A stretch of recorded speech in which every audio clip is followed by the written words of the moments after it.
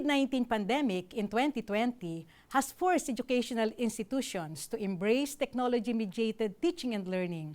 It was an all-or-nothing scenario, something like do it or close shop, which, as we also know, happened to a few academic institutions.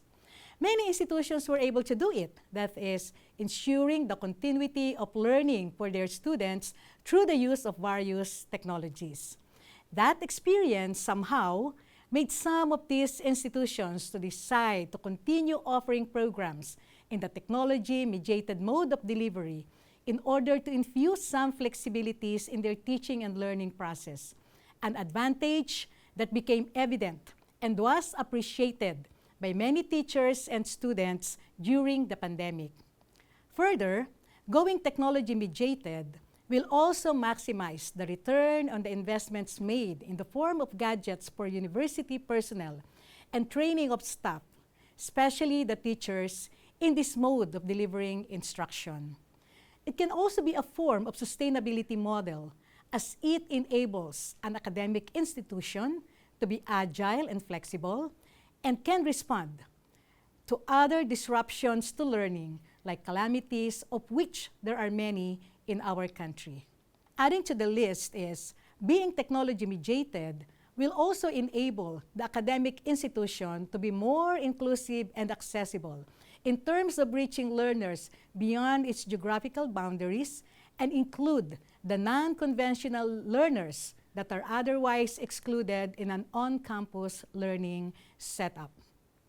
Unfortunately, going technology-mediated is not as easy or as simple as it sounds. In fact, it goes beyond just banking on the experience during the COVID-19 pandemic. Also, sustainability is not just a function of agility and flexibility. A major factor is quality. This is more critical in this mode of instruction because there are still those who hold that thinking that an instruction devoid of face-to-face interactions is of lower quality. Unfortunately, in some instances, this was confirmed by those who persistently equate emergency remote teaching and learning, which happened during the pandemic, to the well-planned technology-mediated instruction, as in the case of distance e-learning. It is therefore important for an academic institution who is into technology-mediated and flexible teaching and learning to be more mindful of the various strategies and mechanisms that will ensure the quality of education that it delivers to its various learners. Fortunately, technology-mediated flexible teaching and learning does not have to borrow from conventional or residential instruction for frameworks that would illustrate how quality education can be ensured in this mode of instruction. Through the years of implementing and practicing this mode of instructional delivery, education scholars were able to identify the specific pillars and indicators that comprise the quality assurance framework applicable to technology-mediated flexible teaching and learning. A review of the related literature during the last 20 years of technology-mediated learning would show at least 10 quality assurance frameworks developed and forwarded by major education organizations from all over the world. These are, first, Quality Online, developed by the US-based Institution for Higher Education Policy in 2000, which identified 7 quality benchmarks.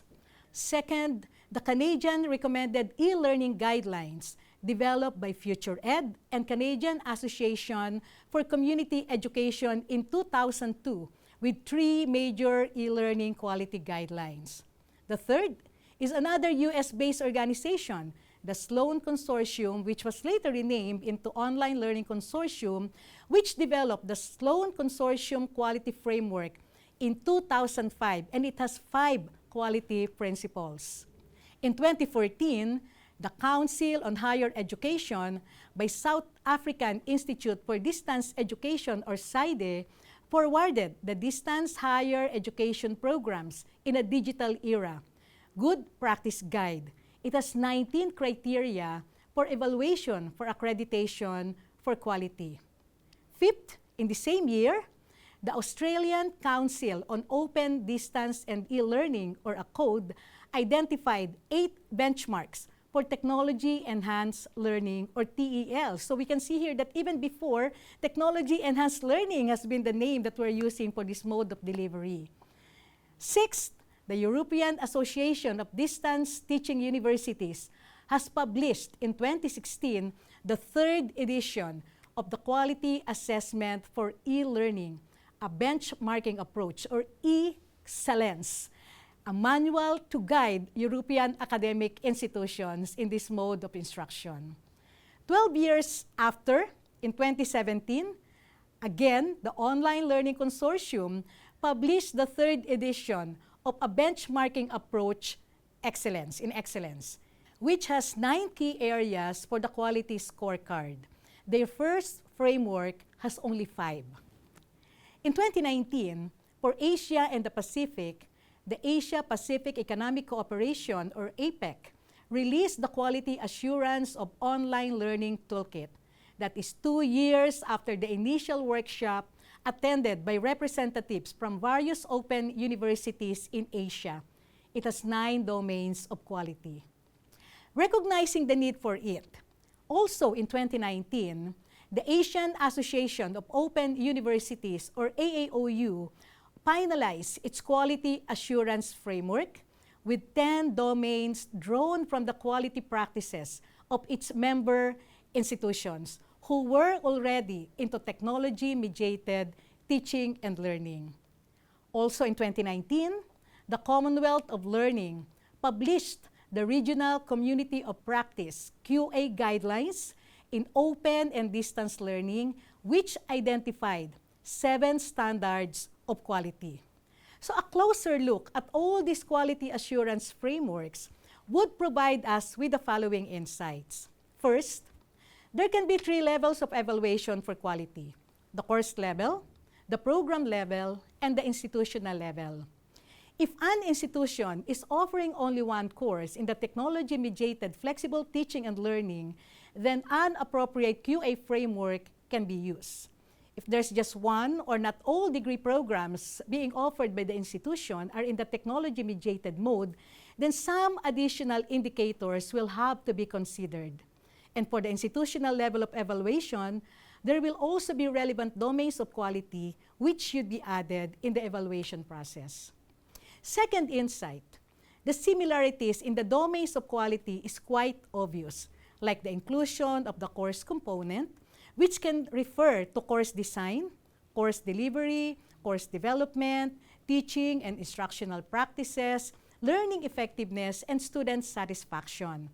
Other QA frameworks included the course component, specifically the approaches to learning, instructional strategies, assessment of learning, inputs and resources, intended learning outcomes, and how they contribute to the overall program learning outcomes. Also curriculum content, teaching and learning materials, learning technologies, and technical design of the learning management system, or the LMS.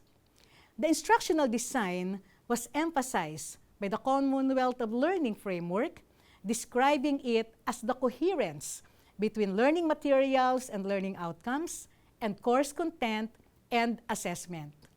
The design of learning materials was further emphasized in a way that it should engage learners and promote development of problem-solving and critical thinking skills.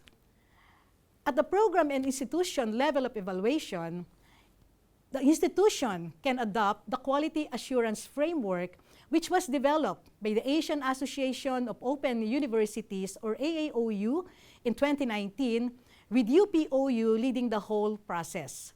This framework consists of 10 domains or pillars, which are the following. So the policy and planning, internal management, learners and learners profile, infrastructure, media and learning resources, learner assessment and evaluation, research and community services, human resources, learner support, program design and curriculum development, and course design and development. Second insight, These 10 major QA frameworks developed during the last 20 years show that the concern for quality in a technology-mediated flexible teaching and learning is not a new thing. But the effort to continuously define and articulate quality in this mode of instruction, probably as influenced by the rapidly changing information and communication technologies, is evident in the published materials. Third insight, while there are similarities in the domains of quality with residential instruction, their articulation in the technology-mediated teaching and learning context can be very much supported by relevant theoretical underpinnings. A more recent QA framework is the benchmarking framework for online, open, smart, and technology-enhanced higher education, which was just completed last year, 2023, and developed by that consortium consists of some universities from different parts of the world, which is being spearheaded by the Hamdan bin Mohammed Smart University based in Dubai, UAE. UPOU is a founding member of this consortium, which was organized in 2019. Having been involved in the development of various QA frameworks like that of the APEC and AAOU and then this benchmarking framework, I can say that this benchmarking framework, being the most recent, provides the most comprehensive view of QA in technology-mediated flexible teaching and learning. So the benchmarking framework consists of 38 indicators classified into 6 dimensions. So these are, dimension 1 is teaching and learning with 14 indicators. So these 14 are, first, student engagement, described as the level of interest demonstrated by students, how they interact with others in the course, and their motivation to learn about the topics. Second indicator is the approach to teaching and learning, the innovations and pedagogies and delivery modes to suit the target group's needs and expectations, actually even their learning styles. Third is the assessment strategies, feedback mechanisms, and the timeliness of this feedback to the learners. Fourth indicator is the prompt and value-added interactions and communications. The fifth is the quality and contextualization of digital content. Like for instance, the teacher is using OER, it should be ensured that quality OERs are used and that they are made relevant to the context of the learners. The sixth indicator is academic guidance offered during the learning process by the teaching staff.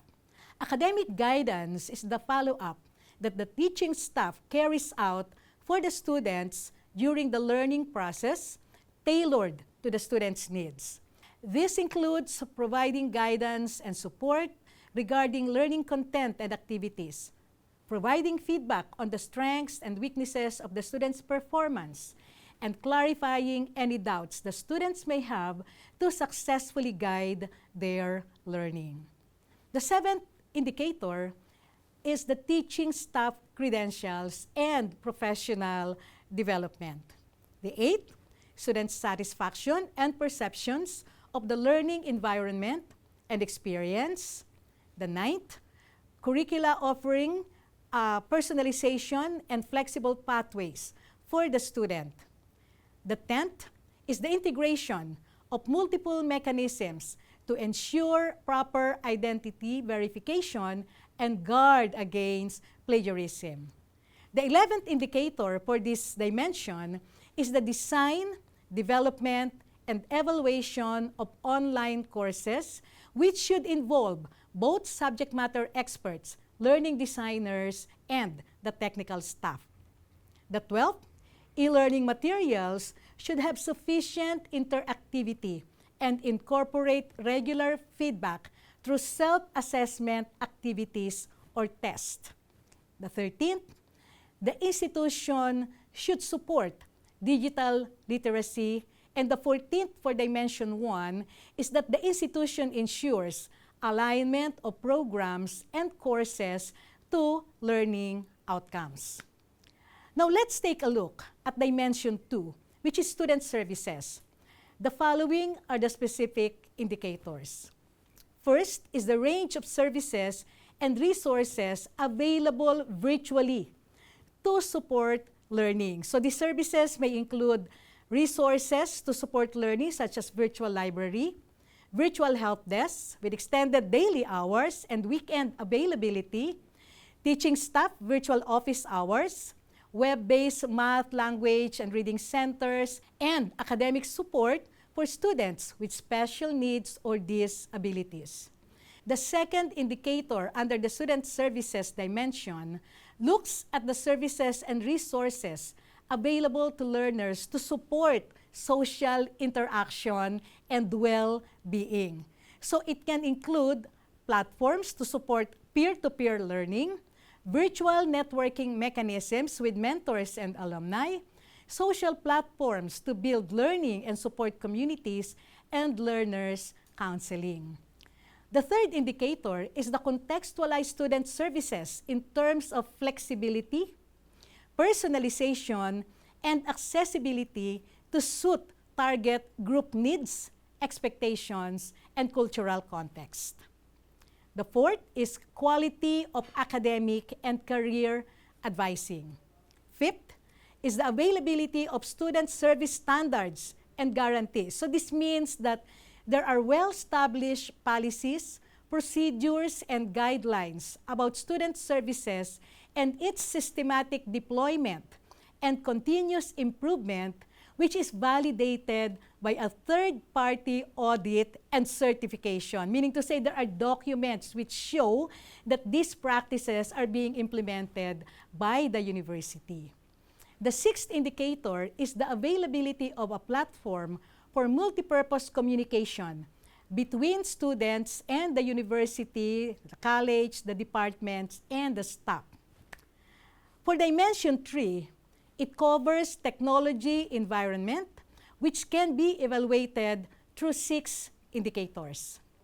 The first is the choice of technologies that are appropriate and support sustainable development of courses as well as students' services. Second is technological infrastructure, which should be available, reliable, and updated or not obsolete. Third is the availability of infrastructure for e-content development. This means that there are cutting-edge technologies for e-content development, qualified staff, meaning to say faculty and technical staff, and extensive capacity building programs, and support platforms for e-content development, and there is a well-established and effectively deployed e-content development strategy. The fourth indicator is information security and technology disaster recovery.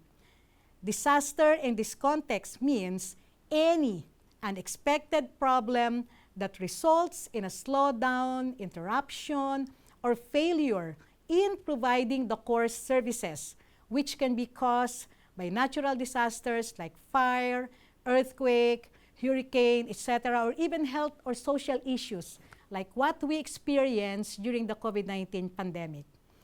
Technology disaster also covers technology failures, malicious acts, incompatibilities, or simple human error.